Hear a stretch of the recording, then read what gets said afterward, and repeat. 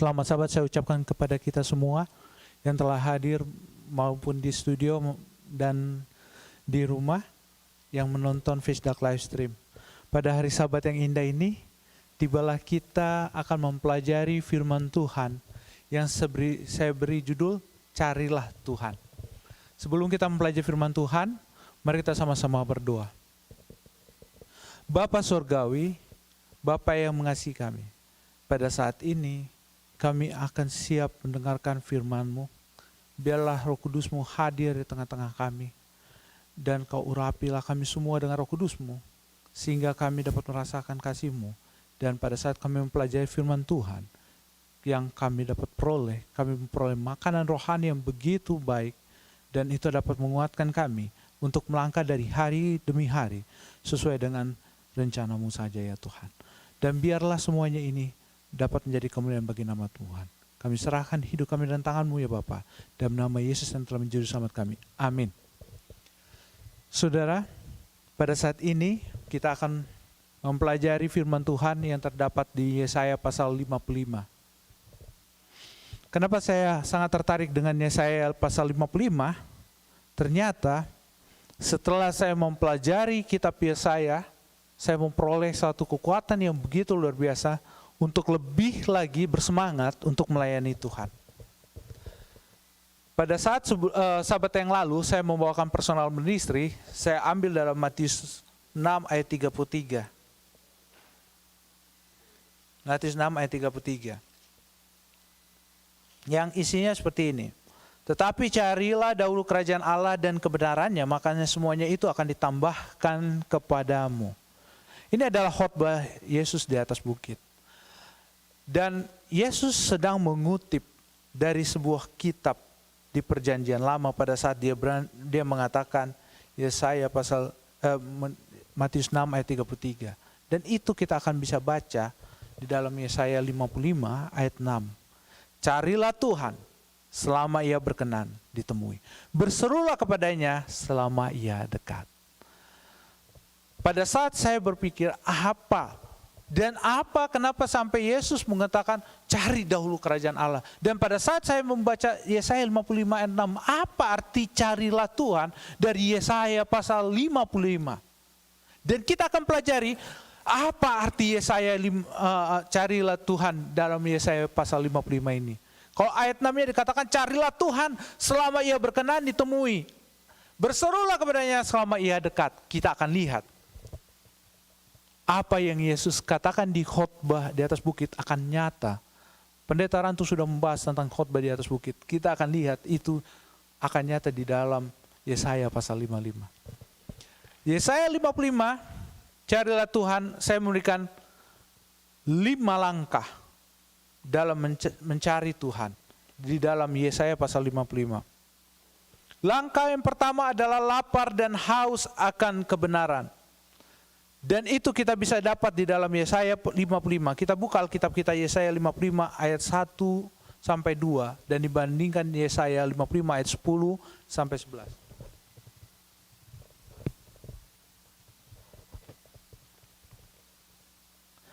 11. Yesaya 55 ayat 1 mengatakan, ayo hai semua orang yang haus, marilah dan minumlah air. Dan hai orang yang tidak mempunyai uang, marilah terimalah gandum tanpa uang pembeli dan makanlah juga anggur dan susu tanpa bayaran. Ayat 2, mengapa kamu belanjakan uang untuk sesuatu yang bukan roti dan upah jerih payahmu untuk sesuatu yang tidak mengenyangkan? Dengarkanlah aku, maka kamu akan memakan yang baik dan kamu akan menikmati sajian yang paling lezat. Ayat 10 sampai 11. Sebab seperti hujan dan salju turun dari langit dan tidak kembali ke situ, melainkan mengairi bumi, membuat subur dan menumbuhkan tumbuh-tumbuhan, memberikan benih kepada penabur dan roti kepada orang yang mau makan. Demikianlah firmanku yang keluar dari mulutku. Ia tidak akan kembali kepadaku dengan sia-sia, tetapi ia akan melaksanakan apa yang kukendaki dan akan berhasil dalam apa yang kusuruh kepadanya. Kita lihat. Langkah pertama orang yang mencari Tuhan adalah lapar dan haus akan kebenaran. Di Yesaya 55 ayat 1 mengatakan, hai semua orang yang haus. Ini kalau kita lihat, siapa yang haus? Apa makna daripada haus di sini? Haus di sini bukan haus akan air putih yang kita harus minum secara badani. Haus di sini adalah bicara haus rohani. Makanya dikatakan, hai semua orang yang haus, marilah minum air. Minum air apa? Minum air hidup. Kalau kita baca Yohanes 4 ayat 10 sampai 26, siapa air hidup itu? Air hidup itu adalah Yesus sendiri. Kalau di dalam Yesaya 55 ayat 10 sampai 11, air hidup itu adalah apa? Firman. Yohanes 1 ayat 1, air hidup itu adalah Yesus sendiri. Dan kalau kita baca Yesaya 55 ayat 2, mengapa kamu belanjakan uang untuk sesuatu yang bukan roti? Itu bicara tentang apa? Orang yang lapar. Kenapa kalau kamu sesuatu belanja, membelikan sesuatu yang tidak kenyang, untuk membeli sesuatu yang tidak roti? Kenapa tidak roti? Kenapa tidak yang lain? Kenapa ditekankan kepada roti? Itu bicara tentang kita ini sedang lapar tapi kita tidak beli makanan. Yang kita beli adalah yang lain. Kesenangan, mungkin kita membeli pakaian. Padahal kita pada saat itu apa? Lapar. Tanpa kita sadari, saudara, kita ini sebenarnya sedang haus, kita sedang lapar. Kita sedang haus, kita sedang lapar. Tapi bukanlah haus badani, bukan lapar badani, tapi lapar rohani. Yang kita butuhkan pada saat ini bukanlah kesenangan yang dunia dapat berikan. Tapi yang kita butuhkan pada saat ini adalah Yesus. Yesus sendiri. Makanya di ayat 11 itu kembali bicara tentang firman Tuhan. Dan di dalam Yohanes 6 ayat 35, Yesus adalah apa? Roti hidup. Dan di ayat 2 ini saya sangat tertarik juga, bukan hanya bicara tentang haus dan lapar. Ada satu di ayat 2-nya mengatakan, mengapa kamu belanjakan uang? Spend money. Apa arti spend money di sini? Spend money ini, belanja uang, ini bukan bicara tentang kita mengeluarkan uang saja, tapi ini bicara tentang spend time. Apa?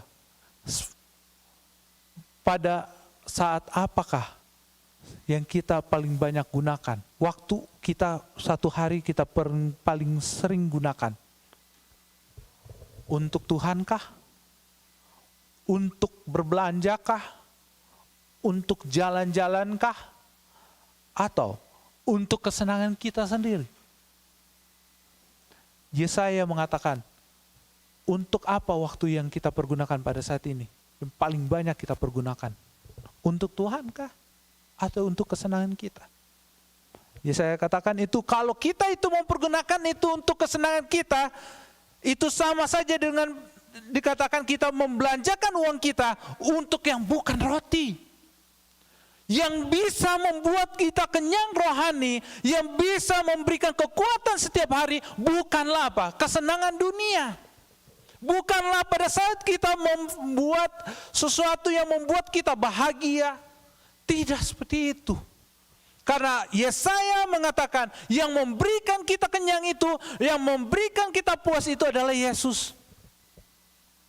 Dan sekarang seberapa banyakkah waktu kita luangkan untuk roti hidup itu sendiri?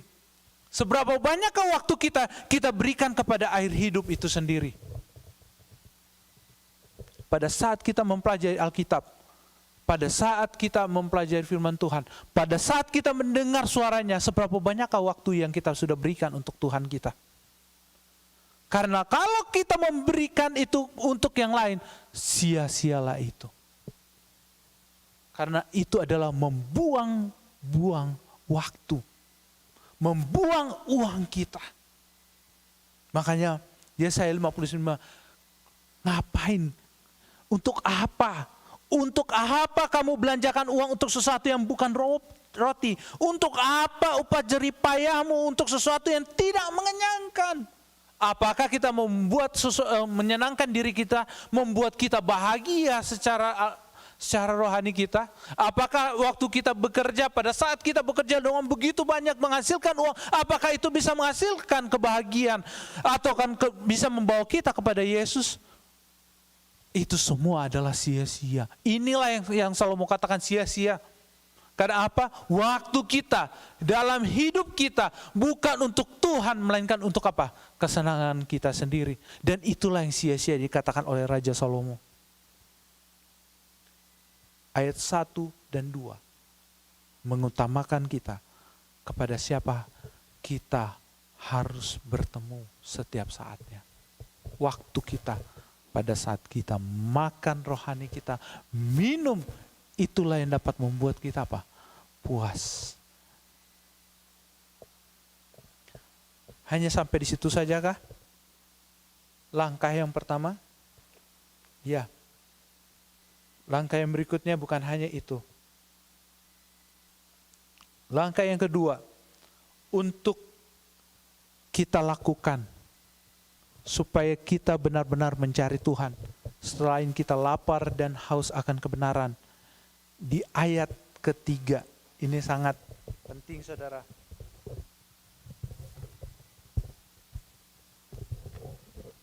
Ayat ketiga mengatakan, sedengkanlah telingamu dan datanglah kepadaku. Dengarkanlah maka kamu akan hidup. Aku hendak mengikat perjanjian abadi dengan kamu, menurut kasih setia yang teguh yang kujanjikan kepada Daud. Apa yang penting di sini? Langkah apa setelah kita lapar dan haus kebenaran, baru kita mencari langkah berikutnya untuk mencari Tuhan. Langkah berikutnya adalah sedengkanlah telingamu. Saudara, apa artinya sedengkanlah telingamu?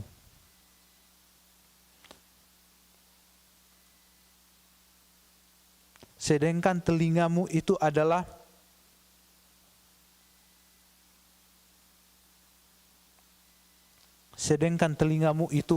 adalah pada saat kita datang kepada Tuhan. Menurut kitab Mazmur, kita mendengar Tuhan, kita memberikan telinga kita lebih kepada Tuhan, waktu kita lebih banyak kepada Tuhan. Bukan kepada apa? Dunia.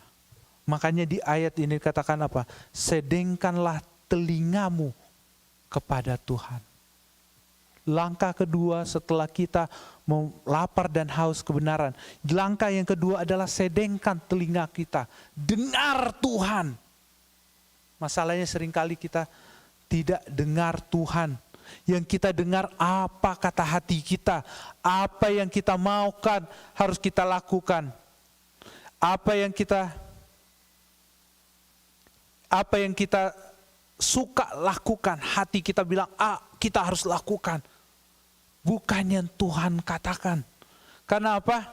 Dunia pada saat ini sedang menawarkan kepada kita semua kesenangan-kesenangan dunia. Pada saat ini dunia sedang menawarkan kepada kita mana yang lebih baik daripada kita mempelajari firman Tuhan. Banyak acara-acara TV yang membuat kita tertawa, banyak yang bisa membuat kita waktu kita habis hanya untuk diri kita sendiri. Tapi Tuhan bilang, sedengkanlah telingamu. Kenapa kita harus menyedengkan telinga kita? Apa sih? Kenapa kita harus sedengkan telinga kita kepada Tuhan? Saya akan menarik kata di sini, dengarlah maka kamu akan hidup. Apa arti maka kamu akan hidup? Arti kata maka kamu akan hidup pada saat kita mendengarkan firman Tuhan.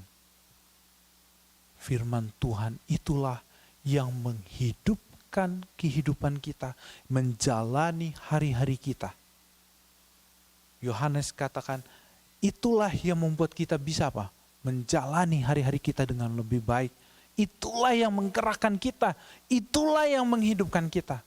Kalau Yesus ada di dalam hati kita, firman itu ada di dalam hati kita, maka apa yang kita lakukan akan bergerak dengan sendirinya tanpa kita perlu atur-atur. Dia yang menuntun kita, dia yang menggerakkan kita. Pada saat dia menggerakkan kita, apa yang terjadi? Setiap langkah kita sudah sesuai dengan apa yang Tuhan perintahkan. Sehingga kita tidak perlu merasakan takut, tidak perlu merasakan sedih. Walaupun seringkali tantangan yang kita hadapi itu sangatlah berat. Tapi pertama, sebelum kita mendengar, kita sedengkan dulu telinga kita. Telinga kita mau serah kepada Tuhan, kita mau dengar Tuhan atau dengar yang lainnya.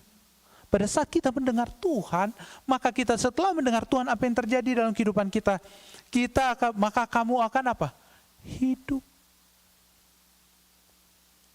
Langkah yang berikutnya, tidak hanya sedengkan telinga kita, kita pun harus bersaksi. Di ayat keempat, sesungguhnya aku telah menetapkan dia menjadi saksi bagi bangsa-bangsa. Siapa yang ditetapkan jadi saksi bagi bangsa-bangsa? Yang ditetapkan menjadi saksi, kalau kita baca di ayat 3 adalah apa? Raja Daud. Sesungguhnya aku telah menetapkan dia menjadi saksi bagi bangsa-bangsa. Raja Daud ditetapkan menjadi saksi bangsa-bangsa. Apa yang disaksikan oleh Raja Daud tentang Yesus? Dia belum pernah bertemu dengan Yesus. Yang dia saksikan betapa baiknya Allah dalam kehidupannya. Betapa baiknya Allah bagi dirinya. Bagaimana pada saat dia jatuh, bangun, Allah bergerak dalam kehidupannya. Pada saat dia melakukan sesuatu yang berdosa, Tuhan membalikkan dia kepada jalan yang benar. Dan itulah yang dia saksikan dalam kitab Mazmur. Dan pada saat dia mensaksikan Yesus, tentang Yesus, menjadi saksi bagi Yesus. Nah, sekarang, apakah saksi bagi Yesus sudah cukup untuk bagi Raja Daud? Tidak. Yesus jugalah yang menggerakkan bangsa-bangsa untuk mendekati kepada Raja Daud. Yesus juga yang menggerakkan kepada kita. Kita bisa lihat di ayat 5. Sesungguhnya engkau telah memanggil bangsa-bangsa yang tidak mengenal. Dan bangsa-bangsa yang tidak mengenal engkau akan berlari kepadamu oleh karena siapa? Oleh karena Tuhan. Jadi pada Raja Daud menjadi saksi, Tuhan membawa bangsa-bangsa itu mengenal dia melalui siapa? Raja Daud. Dan saat ini hal yang sama dituntut dari kita. Hal yang sama dituntut dari kita. Kalau saya mau membaca ayat 4 ini, saya akan mengganti. Sesungguhnya aku telah menetapkan jemaat Fisdak menjadi saksi bagi bangsa-bangsa. Saya mengganti sekarang, sesungguhnya aku telah menetapkan seluruh anggota jemaat Gereja Masehi Advent hari ke-7 menjadi saksi bagi bangsa-bangsa. Kenapa kita bisa saya mengatakan demikian? Karena di ayat 5, oleh karena Tuhan Allahmu membawa itu kepada kita semua. Membawa, bukan tugas kita untuk membuat orang bertobat, saudara. Kita aja ditugas untuk jadi apa? Saksi. Menceritakan betapa baiknya Allah itu. Betapa baiknya Allah itu. Bagaimana Allah itu selalu berkorban kepada kita. Bahkan hidupnya. Pelajaran sekolah sahabat tadi katakan.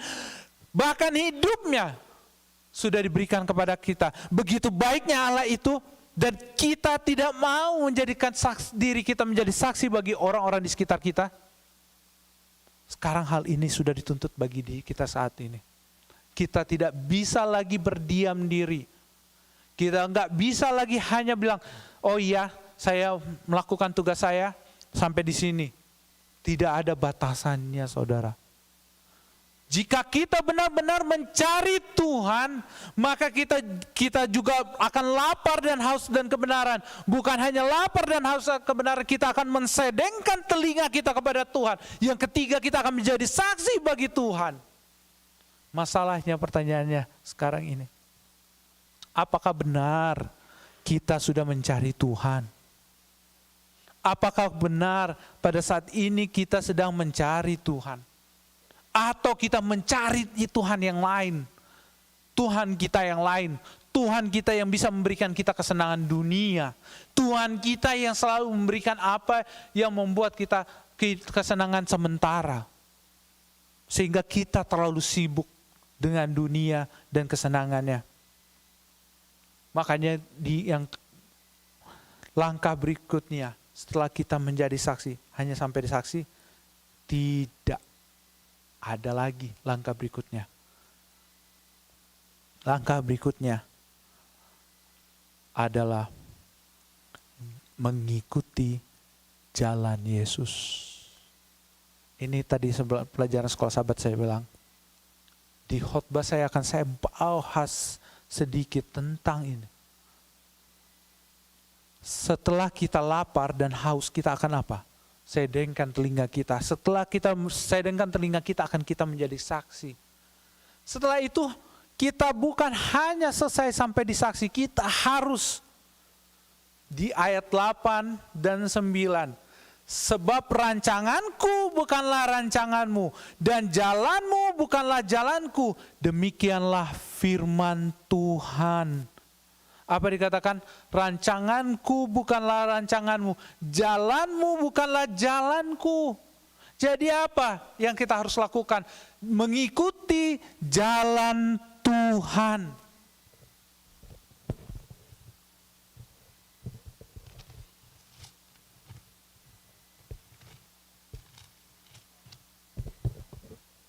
Apa jalan Tuhan? Saya mau tanya ke saudara, apa jalan Tuhan? Kita baca Yohanes 14 ayat 6. Kata Yesus kepadanya, akulah jalan dan kebenaran dan hidup. Akulah jalan, kebenaran dan hidup. Bukan saya yang mengatakan tulus, saya memiliki jalan sendiri Tuhan, dan Tuhan punya jalan sendiri. Bukan. Seperti saya katakan tadi pagi, seringkali ada pepatah mengatakan banyak jalan menuju Roma. Tapi tidak sampai di situ saudara. Saya mengatakan tadi pagi apa? Banyak jalan menuju Roma, tapi hanya satu jalan menuju surga. Tidak banyak. Bahkan Yesus katakan jalan itu sangat sempit. Sangat sulit. Dan orang banyak meninggalkan jalan itu. Jalan itu hanya melalui siapa? Yesus. Karena Yesus sendiri mengatakan, aku jalan dan hidup. Jika mau bertemu dengan Bapa harus melalui aku. Kalau begitu, bagaimana kita bertemu dengan Yesus? Untuk benar-benar mencari Tuhan. Ikut jalan Yesus. Tidak ada banyak jalan, ikut jalan Yesus. Kalau kita ikut jalan Yesus, itulah jalan yang benar. Apa yang Yesus hidupkan, hidupkan. Tuntutan pendidikan Kristen pada saat ini adalah mengembalikan, tujuan utamanya adalah mengembalikan apa? Mengembalikan apa? Karakter Allah. Karakter Allah, gambar Allah dalam kehidupan manusia. Dan tuntutan Yesus kepada kita adalah apa? Mengembangkan karakter itu dalam kehidupan kita. Mengikuti jalan Yesus. Makanya di Yohanes pasal 15, kasih. Bicara tentang kasih. Dan kasih tertinggi adalah apa? Mengorbankan hidup kita. Bagi sahabat-sahabat kita. Dan Yesus sudah melakukan itu. Para pemimpin, para rasul sudah mengorbankan itu untuk apa? Tidak ada lagi memikirkan pada saat dia menerima Roh Kudus, mereka tidak memikirkan diri mereka, mencari nama, biar Petrus nomor 1. Tidak. Apakah Yohanes marah pada saat Petrus berkhotbah? Tidak.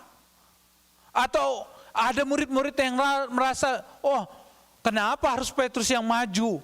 Tidak. Semuanya oke, siapa yang mulai boleh saja bergerak. Karena apa? Mereka tidak lagi memikirkan diri mereka lagi. Yang mereka pikirkan adalah apa? Pekerjaan Tuhan berjalan. Dan bahkan mereka mengorbankan diri mereka. Mati. Petrus mati di kayu salib dengan terbalik. Yakobus mati, kepala disembelih. Paulus pun menghadapi hal yang sama. Para rasul mengalami itu. Para pemula, para umat-umat Tuhan yang mula-mula juga mengalami hal itu. Para pemimpin gereja banyak mengorbankan hidupnya, hartanya. Nikodemus, Elder Duran sudah menyatakan, juga pernah mengatakan hal yang sama. Dia jadi apa? Menjual hartanya. Kalau banyak orang di posisi Nikodemus meninggalkan Yesus, saudara. Kenapa? Dia adalah orang yang terpandang, memiliki harta kekayaan, apalagi yang dia mau kejar.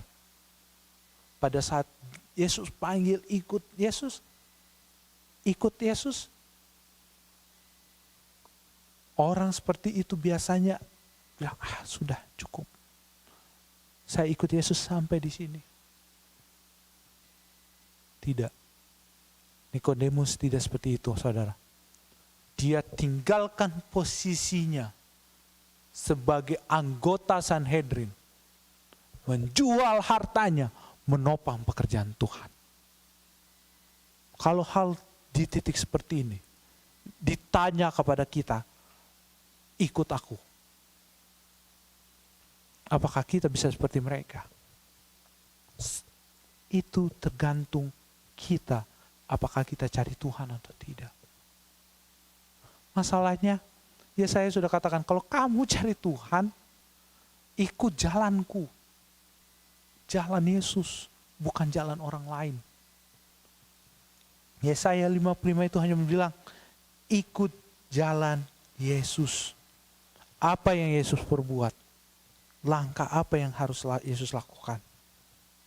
Setelah kita mengikuti jalan Yesus, apalagi sampai di situ? Hanya sampai di situ? Tidak, saudara. Kita baca di ayat 12 dan 13. Sungguh kamu akan berangkat dengan sukacita dan akan dihantarkan dengan damai. Gunung-gunung serta bukit-bukit akan bergembira dan bersorak-sorai di depanmu. Dan segala pohon-pohon di padang akan bertepuk tangan. Sebagai ganti semak duri akan tumbuh pohon sanobari. Dan sebagai ganti kecubung akan tumbuh pohon murat. Dan itu akan terjadi sebagai kemasyuran bagi Tuhan. Sebagai tanda abadi yang tidak akan lenyap. Apa? Langkah terakhirnya. Memuliakan nama Tuhan. Memuliakan nama Tuhan. Saudara, di ayat 12 dan 13 ini ada satu kata yang membuat pada saat saya membaca ini sangat merinding. Kata apa? Sebagai ganti semak duri akan tumbuh pohon sanubara.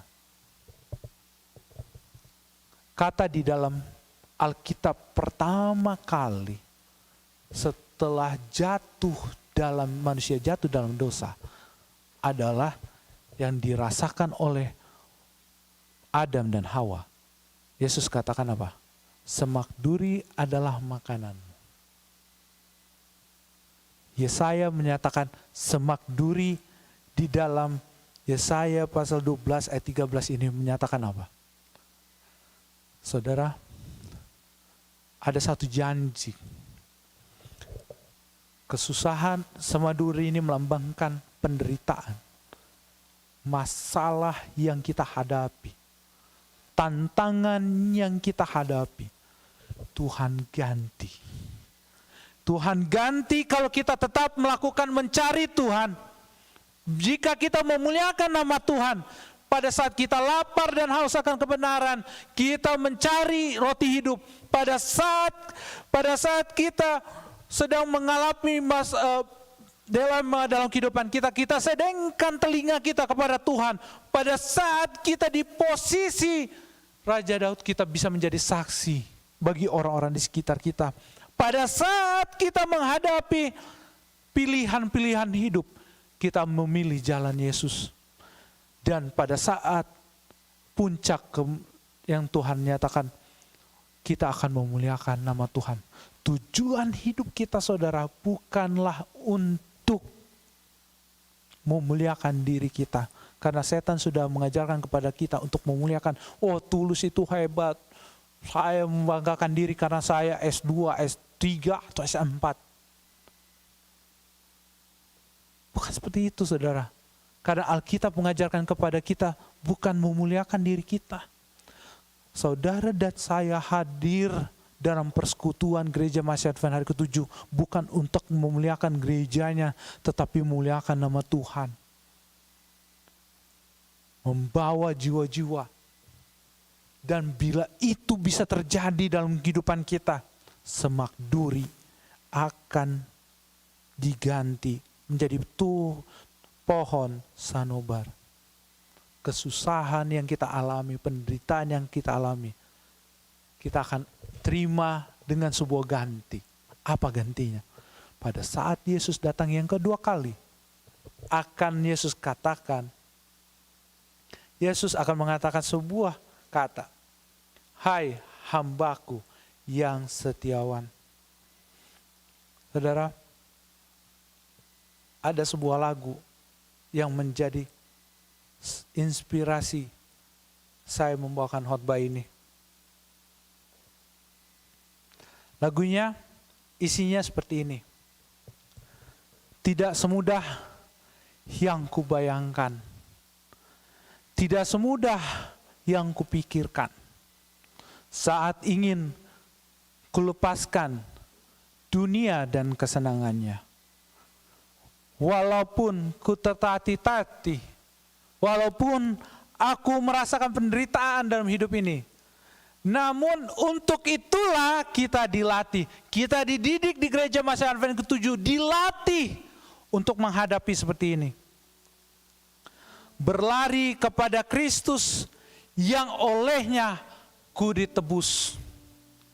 Bagaimana bisa ku katakan, ku tak mampu Tuhan, ku menyerah saat ku ingat juru selamatku, Yesusku tak pernah menyerah untukku. Lagu ini akan dibawakan oleh Iin dan juga Karen sama Ridwan.